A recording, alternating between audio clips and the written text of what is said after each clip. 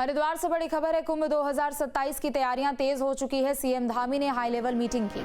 अधिकारियों को समय सीमा में काम पूरा करने के निर्देश दिए गए हैं। सीएम ने कहा कि किसी भी स्तर पर कोई कमी नहीं होनी चाहिए। श्रद्धालुओं के बेहतर अनुभव पर भी जोर देने को कहा है। तो हरिद्वार में मुख्यमंत्री पुष्कर सिंह धामी ने कुंभ मेला 2027 की तैयारियों का जायजा लिया। समीक्षा बैठक में सीएम धामी ने अधिकारियों को सख्त निर्देश देते हुए कहा है कि कुंभ जैसे भव्य आयोजन में किसी भी तरह की कमी नहीं रहनी चाहिए। उन्होंने सभी विभागों को आपसी समन्वय के साथ तय समय सीमा में तैयारियां पूरी करने के निर्देश दिए। मुख्यमंत्री ने कहा कि कुंभ में आने वाले श्रद्धालु एक अच्छा संदेश लेकर जाएं और ये सरकार की प्राथमिकता है। सीएम ने यह भी बताया कि इस भव्य आयोजन को सफल बनाने के लिए सामाजिक, धार्मिक और व्यापारिक संगठन भी बढ़ चढ़कर योगदान दे रहे हैं।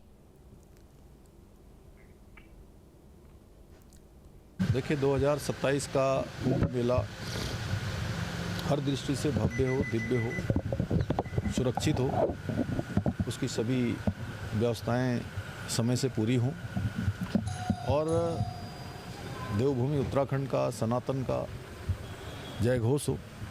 एक अच्छा अनुभव कुंभ में आने वाले लोग लेकर जाएं, उसके लिए सभी तैयारियां की जा रही हैं।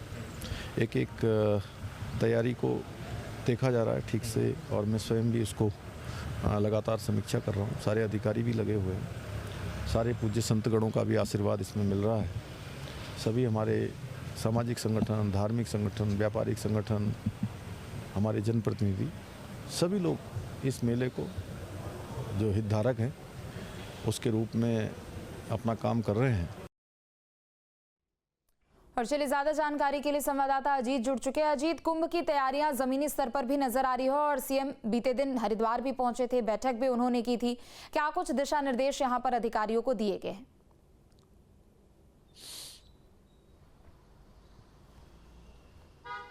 देखिए, मुख्यमंत्री पुष्कर सिंह धामी अगले साल होने वाले कुंभ के आयोजन के लिए तकरीबन 1 दर्जन बैठकें ले चुके हैं और वो लगातार कुंभ से जुड़ी हुई तमाम बैठकों की अध्यक्षता कर रहे हैं, उनकी समीक्षा कर रहे हैं। आज भी उन्होंने एक हाई लेवल बैठक सचिवालय में ली है जिसमें मुख्य सचिव और डीजीपी समेत तमाम अधिकारी मौजूद रहे हैं।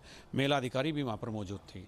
उन्होंने देखा है कि जो बजट केंद्र से एलोकेट हुआ है वो उसका कितना एलोकेशन यहाँ पर कुंभ में हो गया है, कितने टेंडर छूट चुके हैं, कितने काम शुरू हो गए हैं और कितने आगे पाइपलाइन में हैं।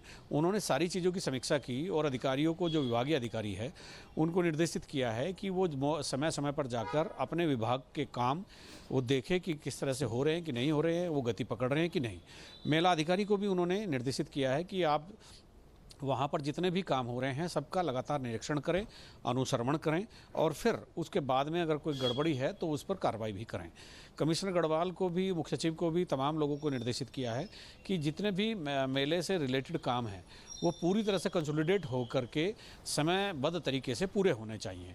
तो आज की बैठक में भी यही मुद्दा था कि किसी तरह से कुंभ के कार्यों में देरी नहीं होनी चाहिए, क्योंकि कुंभ की तिथि पहले से नियत होती है और उसमें कोई बदलाव नहीं हो सकता। और फिर अभी समय भी है और तो सरकार ये बहाना भी नहीं ले सकती कि हमारे पास समय नहीं है। तो इसीलिए मुख्यमंत्री का ये प्रयास है कि हर हालत में काम समय से पूरे होने चाहिए और किसी भी तरह की असुविधा स्नान के वक्त नहीं होनी चाहिए। जी बिल्कुल, चूंकि देखिए लगभग हर महीने 1 से 2 बैठक भी सीएम धामी करते हुए नजर आते हैं और बीते दिन जब बजट भी पेश किया गया था तो उसमें 1000 करोड़ रुपए की यहां पर बजट के भी तौर पर राशि दी गई है कुंभ मेले के लिए। लेकिन जमीनी स्तर पर इसका उपयोग कैसे किया जाएगा, चूंकि प्रयागराज की तर्ज पर इसे भव्य और दिव्य बनाने की बात खुद सीएम धामी ने कही है। जी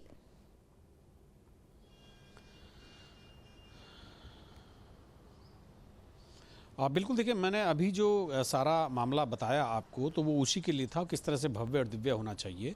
भव्य और दिव्य होने के लिए काम समयबद्ध तरीके से पूरे हों, उनकी क्वालिटी ठीक होनी चाहिए, उनकी निगरानी ठीक होनी चाहिए और तमाम तरह की ऐसी चीज़ें जो मतलब किसी तरह की भी लापरवाही की तरफ इशारा करती है उनके खिलाफ कार्रवाई होनी चाहिए। समय से सारे काम पूरे हो जाए, मुख्यमंत्री की यही प्रायोरिटी है। जी बिल्कुल, चूंकि देखिए बीते दिन भी एक तस्वीर देखने को मिली थी जब सीएम धामी हरिद्वार पहुंचे थे। हालांकि उस दौरान कार्यक्रम कुछ और था, लेकिन 8 से 9 महीने का समय अभी है अजीत। और इन दिनों की अगर बात करें तो एक तरफ कांवड़ यात्रा भी शुरू होगी, फिर कुंभ को लेकर तैयारियां भी शुरू होगी। तो सुरक्षा के लिहाज से यहाँ पर क्या कुछ कदम उठाए जाएंगे जो आने वाले समय में भी देखने को मिलेगी?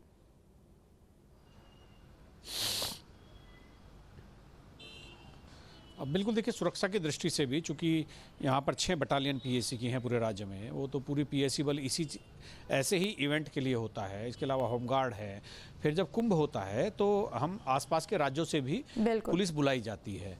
तो जैसे हिमाचल प्रदेश से आती है, उत्तर प्रदेश से आती है, हरियाणा से आती है। तो वो इसलिए भी आती है कि ताकि वो कुंभ का अनुभव उनको भी होता रहे, क्योंकि जब प्रयागराज कुंभ होता है तो यहाँ के कुछ अधिकारी और कुछ पुलिस बल भी प्रयागराज में जाता है। तो वो अनुभव एक बड़ी चीज़ होती है सुरक्षा के लिए भी और दूसरे कामों के लिए भी। जी ठीक है, आप बने रहे, लौटेंगे आपके पास। आपके मोबाइल पर तुरंत आएगी ब्रेकिंग न्यूज।